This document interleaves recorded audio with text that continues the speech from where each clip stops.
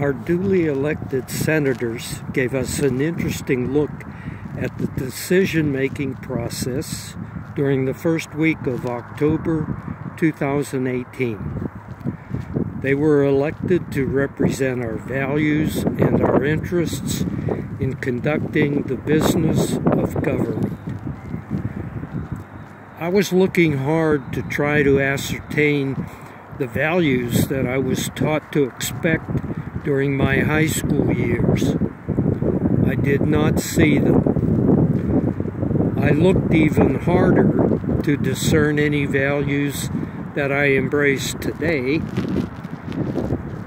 and I still did not see them. From my seat in the arena, the decision had already been made, and the circus was just a formality to give the appearance of due diligence. Winning the seat on the Supreme Court appeared to be more important than considering what might be good for the country as a whole.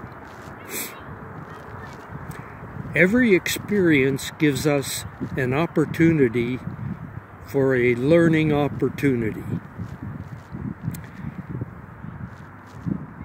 There was a valuable lesson to take home from this decision-making process, even in the midst of an abundance of embarrassing behavior.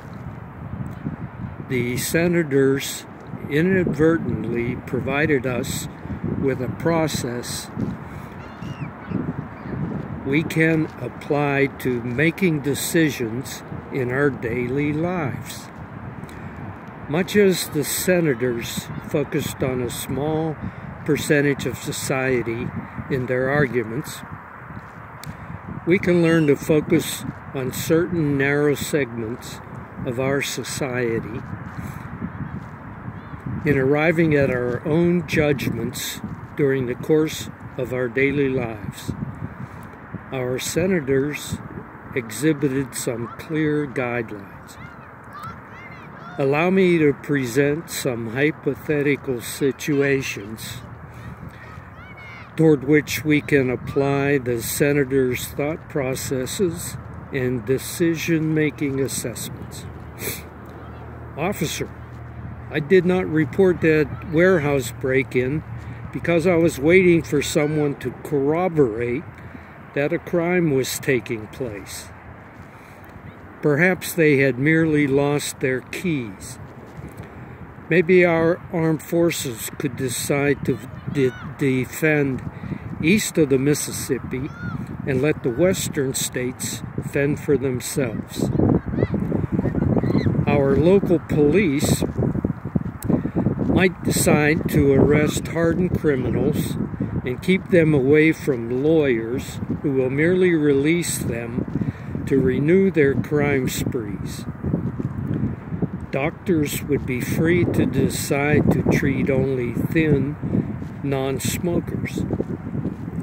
A further example of focusing on narrow sectors of our society would be our retail economy. Our retail stores could give large discounts to cash-paying customers and ignore credit card customers because it took too long or was too difficult to corroborate the validity of a credit card. Here is a good one. What if judges sided with corporations too much? Wait, what was I thinking? That is already an all too common occurrence.